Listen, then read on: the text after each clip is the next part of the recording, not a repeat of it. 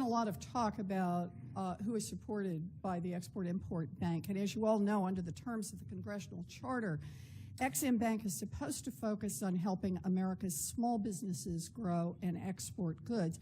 In fact, by law, at least 20% of the bank's spending each year must go directly to supporting small businesses.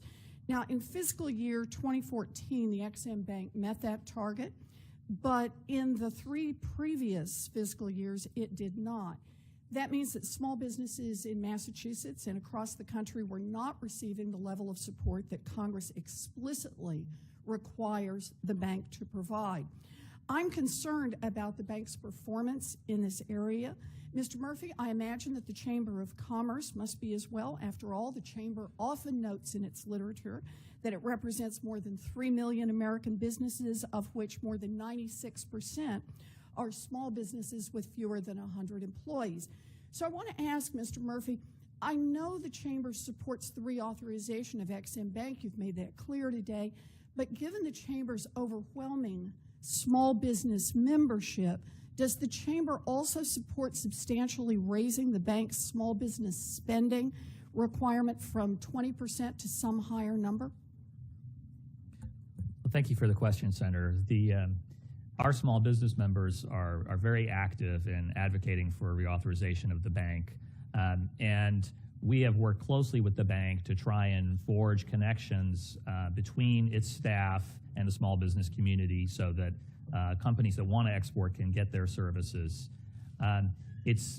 We kind of scratch our heads about the decline in support for small business. However, well, it does, yes. Let me just, since our time is limited here, the question I'm asking is whether or not you would support, you, the Chamber of Commerce, would support increasing the statutory requirement for what we don't.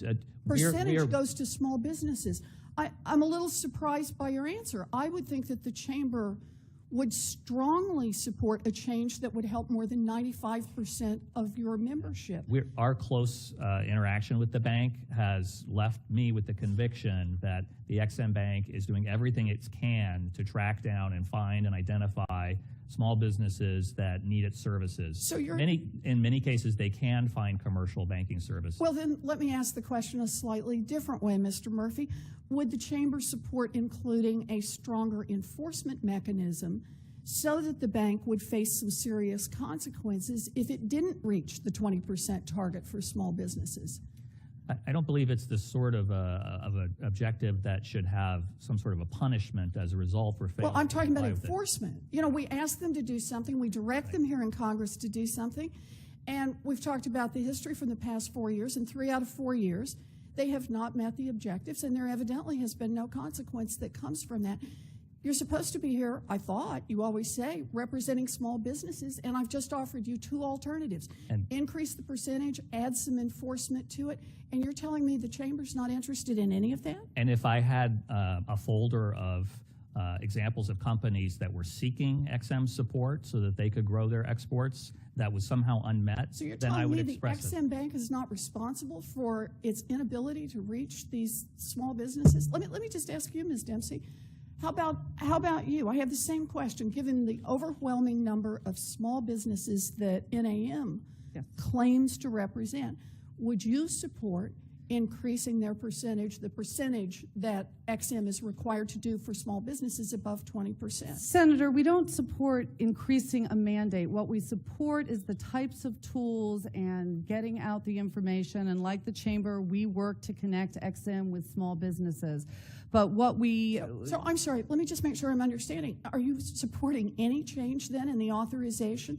An authorization that has been in place when Ex-Im Bank has failed to meet even the 20% standard? In terms of the mandate, we are not seeking a change in that, because what we want is for Ex-Im Bank to be more effective in that, and just mandating a higher level is not going to succeed in that. The U.S. as a nation... Would you support greater enforcement? I disagree with focusing on this as enforcement. The U.S. as a nation is much less export intensive. Our small businesses are very used to selling Ms. domestic. Dempsey, if I could stop you there, because my question is, how who it is that Ex-Im Bank is supposed to support. And you come in here and tell me it's supposed to support small businesses. I believe that Ex-Im Bank helps create jobs in Massachusetts and across America, the kinds of good manufacturing jobs that we're losing to other countries far too often. And the bank does that while consistently making money for taxpayers. I understand this point.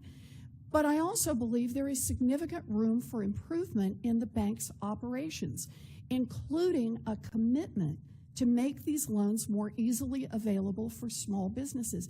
More often than not, big businesses can find private funding options for their export deals, but that is not usually the case for small businesses. I believe that we should push the bank to do more for small businesses, and I would think the people who represent small businesses would be strong supporters of that. And I believe we should hold the Ex-Im Bank accountable if it fails to reach those goals, and I would expect the Chamber and NAM to support that. Thank you, Mr. Chairman.